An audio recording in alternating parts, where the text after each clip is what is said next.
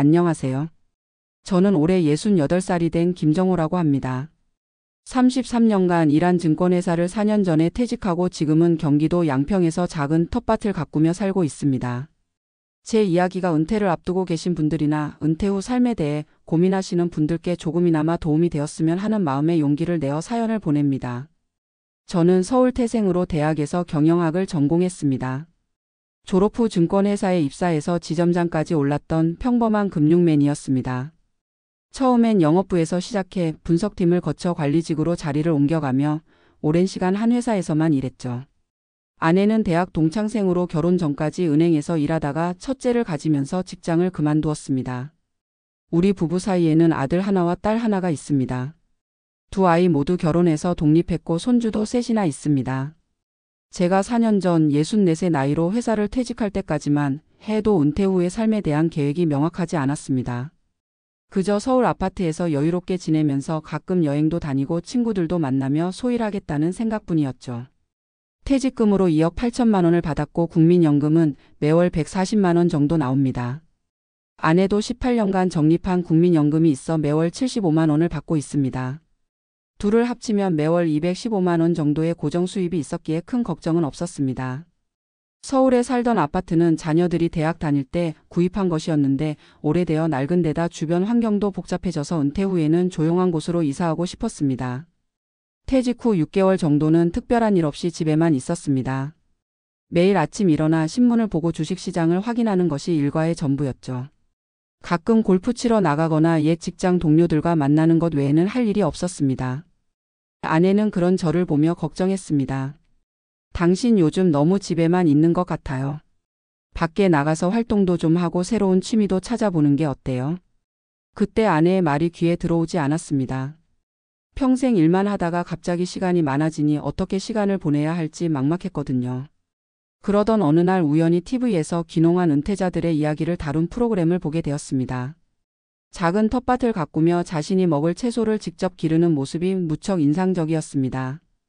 어릴 적 할아버지 댁에서 보았던 채소밭이 문득 생각났고 나도 한번 텃밭을 가꿔보고 싶다는 생각이 들었습니다. 아내에게 이 생각을 말했더니 의외로 적극적인 반응이었습니다. 나도 항상 시골에서 텃밭 가꾸며 살고 싶었어요. 서울 생활이 편리하긴 하지만 늘 답답했거든요. 한번 알아보는 게 어떨까요? 그렇게 우리 부부는 서울 근교의 전원주택이나 귀농할 만한 곳을 찾아다니기 시작했습니다. 여러 지역을 둘러보던 중 경기도 양평의 한 마을이 눈에 들어왔습니다.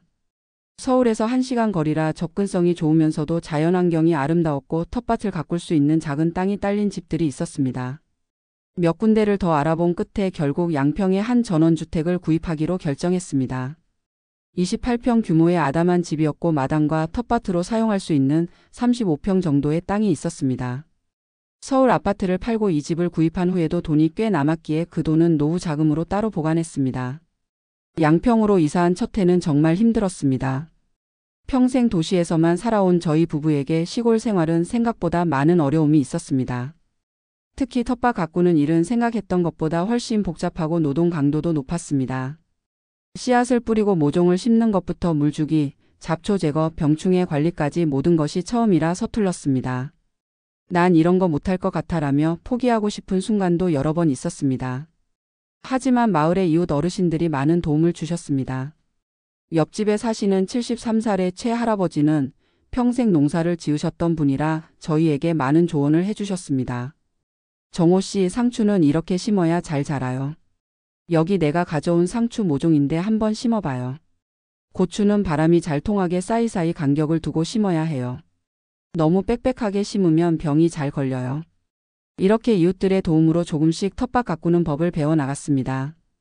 처음에는 상추, 고추, 방울토마토 같은 기본적인 채소부터 시작했습니다. 매일 아침 일어나 텃밭에 나가 물을 주고 잡초를 뽑는 일이 일과가 되었습니다. 처음에는 힘들었지만 점점 식물이 자라는 모습을 보는 즐거움을 알게 되었습니다. 특히 첫 수확의 기쁨은 정말 말로 표현할 수 없었습니다. 직접 기른 상추로 쌈을 싸 먹었을 때의 그 맛은 지금도 잊을 수 없습니다. 아내도 텃밭 일을 즐기기 시작했습니다. 아내는 특히 허브 가꾸기에 관심을 보였고 바질, 로즈마리, 타임 같은 허브를 심어 요리에 활용했습니다. 정호 씨, 이 바질로 만든 파스타 맛이 어때요? 우리가 직접 기른 허브라 더 맛있죠. 그렇게 첫 해가 지나고 두 번째 해에는 더 다양한 작물에 도전했습니다. 가지, 오이, 애호박, 감자, 고구마까지 심었고 작은 과일나무도 몇 그루 심었습니다. 배움의 과정은 계속되었고 실패도 많았습니다. 한 번은 토마토에 역병이 돌아 전체가 다 죽어버린 적도 있었고 비가 너무 많이 와서 감자가 썩어버린 적도 있었습니다. 하지만 그런 실패조차도 배움의 일부로 받아들이게 되었습니다. 점점 텃밭 가꾸는 일에 자신감이 생기자 다른 활동에도 관심을 갖게 되었습니다. 양평에는 귀농 귀촌인을 위한 다양한 프로그램이 있었습니다. 저는 양평군 농업기술센터에서 운영하는 실버 농부 교실에 참여하게 되었고 그곳에서 체계적으로 농사 기술을 배울 수 있었습니다. 또한 지역 주민들과 함께하는 작은 마을 공동체 활동에도 참여하기 시작했습니다. 한 달에 한 번씩 마을회관에 모여 각자 기른 작물을 나누고 정보를 교환하는 모임이 있었는데 이를 통해 많은 이웃과 친해질 수 있었습니다. 은퇴 후 3년이 지난 지금 저희 부부의 생활은 완전히 달라졌습니다. 매일 아침 6시에 일어나 텃밭으로 향합니다. 아침 공기를 마시며 작물들의 상태를 확인하고 필요한 작업을 합니다. 오전 내내 텃밭 일을 하고 점심 식사 후에는 책을 읽거나 동네 산책을 합니다. 오후에는 다시 텃밭으로 나가 가벼운 작업을 하거나 때로는 이웃집에 가서 함께 일을 돕기도 합니다. 주말에는 종종 서울에 사는 자녀들과 손주들이 놀러 옵니다. 손주들은 할아버지 할머니와 함께 텃밭에서 채소를 따는 것을 무척 좋아합니다. 할아버지, 이 방울토마토 따도 돼요? 응, 빨갛게 익은 것만 따렴. 어디 한번 맛보렴. 맛있지? 아이들의 즐거워하는 모습을 보는 것이 요즘 제 인생에서 가장 큰 행복입니다. 은퇴 후 경제적인 부분도 생각보다 안정적으로 유지되고 있습니다. 연금으로 매월 215만 원의 고정 수입이 있고 생활비는 생각보다 많이 들지 않습니다. 특히 식비가 크게 줄었는데 많은 채소와 과일을 직접 재배하기 때문입니다. 저희 부부의 월 생활비는 평균 150만 원 정도로 연금으로 충분히 커버가 됩니다. 남는 돈은 저축하거나 가끔 자녀들을 도와주는 데 사용합니다. 물론 어려움이 전혀 없는 것은 아닙니다. 가장 큰 문제는 의료시설과의 거리입니다. 나이가 들수록 건강 문제가 생길 수 있는데 양평에는 큰 병원이 많지 않아 종종 서울까지 나가야 할 때가 있습니다. 또한 겨울철 농사가 어렵다는 점도 아쉬움으로 남습니다. 하지만 이런 단점에도 불구하고 저희 부부는 지금의 생활에 매우 만족하고 있습니다. 특히 텃밭 가꾸기를 통해 얻는 성취감과 자연과 함께하는 삶의 여유로움은 도시 생활에서는 결코 느낄 수 없었던 것들입니다. 작년에는 텃밭에서 생산한 채소 중 일부를 지역 작은 장터에 내다 팔기도 했습니다. 큰 수익을 바라고 한 것은 아니었지만 직접 기른 채소가 팔리는 모습을 보는 것이 무척 뿌듯했습니다. 이 상추 정말 싱싱하네요. 농약 안 치고 키우신 거예요? 네, 모두 유기농으로 키웠습니다. 맛있게 드세요. 그렇게 번 돈으로 아내와 함께 가까운 온천에 다녀오기도 했습니다. 금전적으로 큰 도움이 되진 않았지만 스스로 뭔가를 생산하고 그것을 인정받는 기쁨은 컸습니다.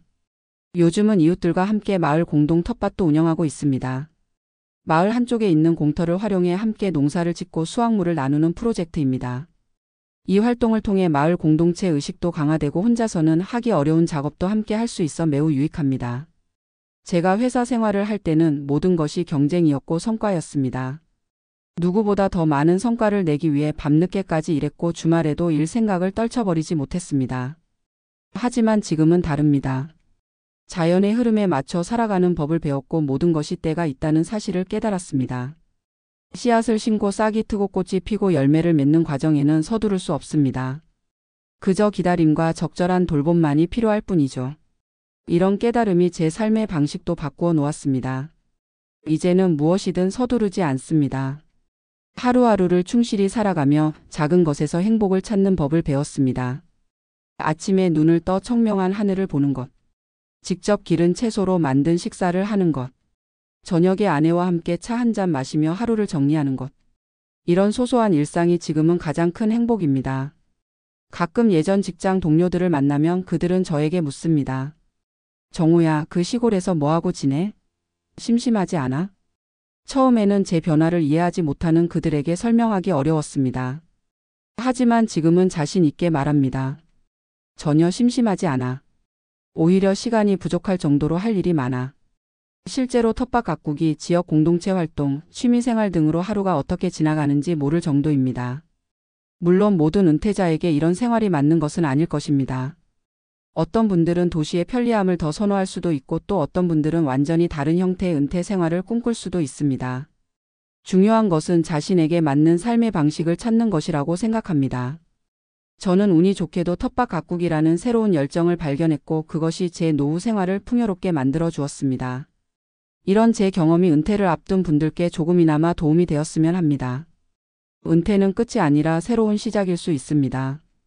지금까지 해보지 못했던 것들에 도전해보고 새로운 가능성을 발견하는 시간이 될 수 있습니다. 저에게 텃밭이 그랬듯이 여러분께도 삶의 새로운 기쁨을 가져다 줄 열정이 있을 것입니다. 그것을 찾아내고 발전시켜 나가는 과정이 바로 행복한 노후가 아닐까 생각합니다. 올해 저희 부부는 작은 비닐하우스를 설치해서 겨울에도 일부 작물을 재배해 볼 계획입니다. 또한 내년에는 과수원도 조금 확장해서 더 다양한 과일을 키워보려고 합니다. 나이가 들수록 신체적으로 힘들어질 수 있지만 가능한 한 올해 이 텃밭을 가꾸고 싶습니다.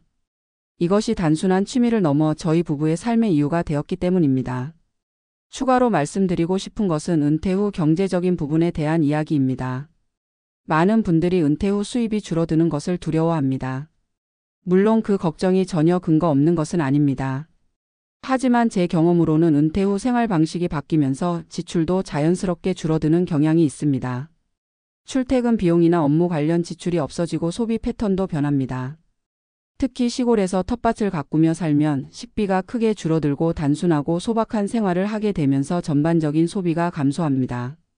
물론 미리 준비하는 것이 중요합니다. 저희는 다행히 젊을 때부터 국민연금에 가입했고 개인적으로도 노후를 위한 저축을 꾸준히 해왔습니다. 그렇게 모은 자금이 지금의 안정적인 생활을 가능하게 해주었습니다. 하지만 아무리 준비를 잘해도 예상치 못한 상황은 발생할 수 있습니다. 몇 년 전 제가 갑자기 척추 디스크로 수술을 받게 되었을 때 의료비가 예상보다 많이 들었습니다. 그때 미리 준비해둔 비상금이 큰 도움이 되었습니다. 노후에는 특히 건강 관련 지출이 늘어날 수 있으므로 이에 대한 대비가 필요합니다. 은퇴 후 처음 2년 동안은 텃밭 가꾸기와 새로운 환경에 적응하는 데 집중했다면 최근에는 지역사회에 더 적극적으로 참여하고 있습니다. 양평군에서 운영하는 실버 강사단에 가입하여 어린이들에게 텃밭 가꾸기를 가르치는 봉사활동도 시작했습니다. 한 달에 2번 지역 초등학교에 가서 아이들과 함께 학교 텃밭을 가꾸는 활동입니다. 선생님, 이 씨앗은 언제 싹이 나요? 한 일주일 정도 지나면 작은 싹이 올라올 거야. 그때까지 매일 물을 주고 잘 관찰해 보렴. 아이들에게 농사의 기본을 가르치고 자연의 소중함을 알려주는 일이 무척 보람찹니다. 지금 생각해보면 은퇴 직후에는 막연한 불안감이 있었습니다. 평생 일만 하다가 갑자기 시간이 많아지니 정체성의 혼란을 느끼기도 했고 사회에서 소외된 듯한 느낌도 들었습니다. 하지만 텃밭을 가꾸고 새로운 공동체에 참여하면서 그런 불안감은 점차 사라졌습니다. 새로운 삶의 목표가 생겼고 매일을 의미 있게 보낼 수 있게 되었습니다. 가끔은 건강 문제로 텃밭 일을 하지 못할 때가 있습니다. 비가 많이 오는 날에는 관절염이 심해져서 몸이 불편할 때가 있고 더운 여름날에는 체력적인 한계를 느낄 때도 있습니다. 그럴 때면 무리하지 않고 휴식을 취합니다. 젊었을 때처럼 모든 것을 완벽하게 해내려는 욕심을 버리고 내 몸과 마음이 허락하는 만큼만 하는 법을 배웠습니다. 이것도 은퇴 후 깨달은 중요한 지혜 중 하나입니다. 퇴직 직후에는 밀린 여행도 많이 다녔습니다. 아내와 함께 일본, 유럽 등을 다녀왔고 국내 여행도 여러 곳 다녀왔습니다. 그런데 재미있는 것은 여행을 많이 다닌 후에는 오히려 집과 텃밭이 더 그리워졌다는 점입니다. 이제는 장기간 집을 비우는 여행보다는 이리 고비간 텃밭을 관리하면서 가끔 근교로 당일 여행을 다니는 것을 더 선호합니다. 제 인생에서 가장 행복한 시간은 아마도 지금이 아닐까 합니다. 젊은 시절에는 끊임없이 무언가를 성취하기 위해 달렸고 중년에는 자녀 교육과 미래에 대한 불안으로 마음이 편치 않았습니다. 하지만 지금은 달성해야 할 목표도 증명해야 할 것도 없습니다. 그저 하루하루를 충실히 살아가며 자연과 함께하는 평화로운 시간을 즐기고 있습니다. 은퇴 후 삶은 단순한 휴식이 아니라 새로운 도전과 배움의 시간이 될 수 있습니다. 저는 텃밭을 통해 끊임없이 새로운 것을 배우고 있고 그 과정에서 큰 기쁨을 느끼고 있습니다. 여러분도 은퇴 후에는 새로운 열정을 찾아보셨으면 합니다.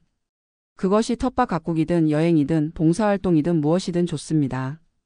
중요한 것은 자신이 진정으로 즐길 수 있고 의미를 찾을 수 있는 활동을 발견하는 것입니다. 저는 앞으로도 건강이 허락하는 한 이 텃밭을 가꾸며 소박하지만 충실한 삶을 이어나갈 계획입니다.